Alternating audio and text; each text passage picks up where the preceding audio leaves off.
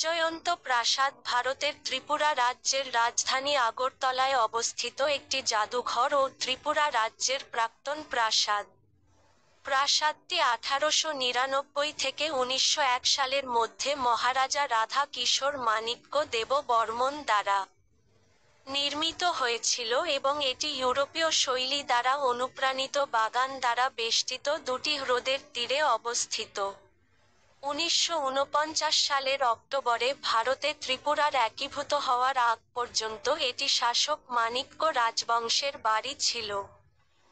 1972 থেকে 1973 সালে ত্রিপুরা সরকার রাজপরিবারের কাছ থেকে প্রাসাদটি 25 লাখ রুপিতে কিনেছিল এবং জুলাই 2011 পর্যন্ত রাজ্য বিধানসভার দপ্তর ছিল।